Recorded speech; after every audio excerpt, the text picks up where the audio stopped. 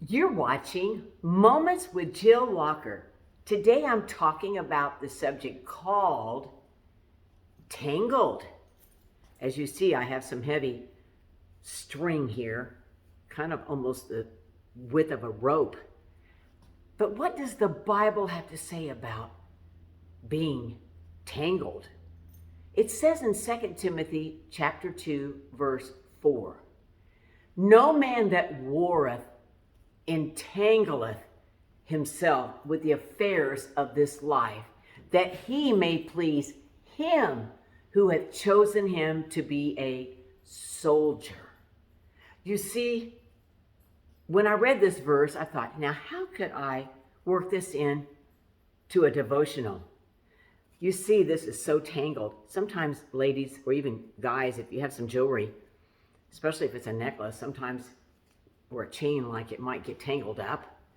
And maybe sometimes you've had a cord or something that's all tangled up. That's right. And I found this in our garage storage room.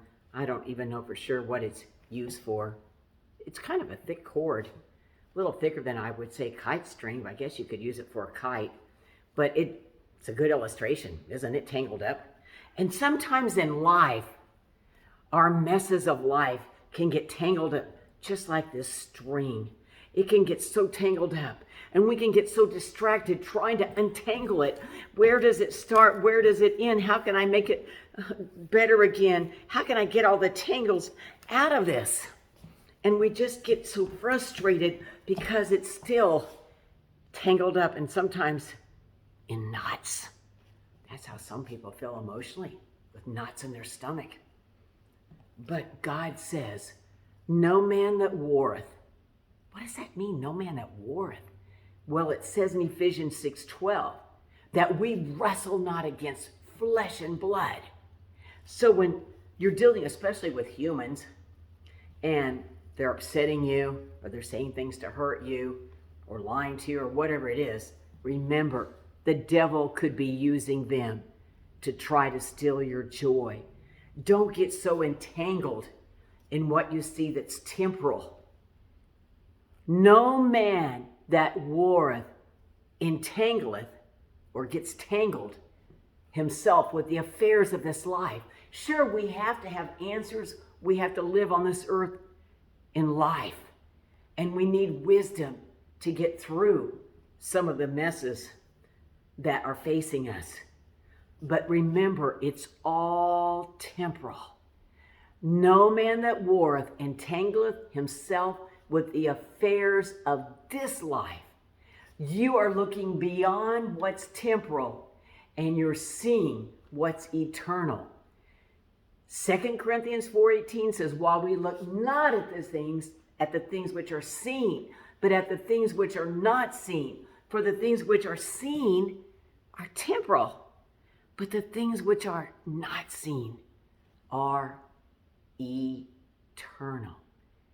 No man that warreth entangleth himself with the affairs of this life, that he may please him who hath chosen him, that's you and me, to be a soldier. Yes, sir, Lord. I'm going to follow you. I'm not going to let the distractions and things that seem so tangled and messed up to steal my joy. Take my eyes off the eternal goal of serving you and being faithful to you and keeping my devotional life close to you. No man that warreth entangleth himself with the affairs of this life, that he may please him. John 8:29, "For I always do those things that please him." That he may please him who hath called him, me and you, to be a soldier. I hope, if you feel like your life is tangled up, or from time to time there's some tangles in your life, remember, this too shall pass. Don't let it get you down. Don't let it distract you, but keep your eyes on Jesus. Looking unto Jesus, the author and finisher of our faith. You've been watching Moments with Jill Walker. God bless you today.